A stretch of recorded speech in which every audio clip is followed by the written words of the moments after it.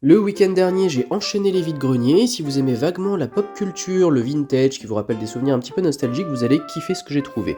Alors comme d'hab, il y a beaucoup de Pokémon, vous pouvez le voir déjà. Je vais garder ça pour la fin, mais il y a notamment ces deux petites pépites, ce sera mon reveal de fin, que j'ai trouvé à tout petit prix, c'était vraiment très sympa.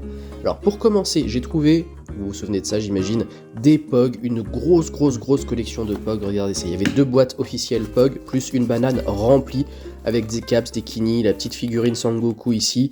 Il n'y a que de l'officiel de différentes marques, mais il y a beaucoup de Pog. Et surtout, celui-ci, il est rempli de Pog Dragon Ball. Donc c'est vraiment une pure pépite que j'ai trouvée. Je vais me faire une petite sélection pour moi. Et puis après, le reste, je verrai ce que j'en fais, je sais pas trop. Les cartes Pokémon, on garde pour la fin, mais j'ai trouvé aussi un petit peu de Magic avec ce Planeswalker, Tezzeret, traître de la chair, que j'ai payé 50 centimes, c'est vaguement au-dessus de la cote, mais c'est pas grave, je ne l'avais pas, ça me faisait plaisir. Ça faisait très longtemps que j'avais pas acheté de Magic. Voilà. J'ai trouvé en vide-grenier une petite boîte pour 3€ avec plein de cartes comme ça.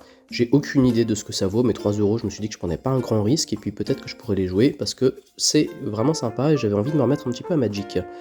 Voilà, j'ai trouvé également deux mugs, un Super Mario, un Le Roi Lion, 50 centimes chacun, les Picsou pour continuer la collecte, vous avez l'habitude de les voir maintenant sur mes vidéos, celui-ci notamment il a presque 50 ans, c'est le 4e à être sorti, j'ai payé l'ensemble pour seulement, il y en a 1, 2, 3, 4, 5, 6, 7, je les ai payés 7,50€ l'ensemble, donc vraiment presque rien, 8 Tin Box Pokémon que j'ai payé pour 7€ avec des cartes de ce lot-là. Et il y a également d'autres cartes qui m'avaient coûté pour 2,50€. Donc il y a 9,50€ de cartes en comptant les box là. Voilà, donc, globalement l'état n'est pas super, mais c'est pas grave. Il y en a quelques-unes qui sont quand même très jolies, je trouve. Le Palkia, il cote pas grand-chose, mais je le trouve vraiment super. Je suis très content de l'avoir trouvé. Et il y a beaucoup de vintage. Il y a 3 cartes que j'ai échangées par la suite contre l'une des pépites qui est en dessous, donc vous n'allez pas pouvoir les voir, mais il y avait un petit Florizard assez rétro. Voilà, j'ai trouvé du set de base aussi, hop. Ça c'est surtout des cartes que j'aime, c'est pratique pour pouvoir faire des échanges.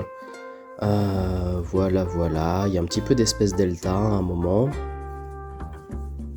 C'est du très joli, très joli.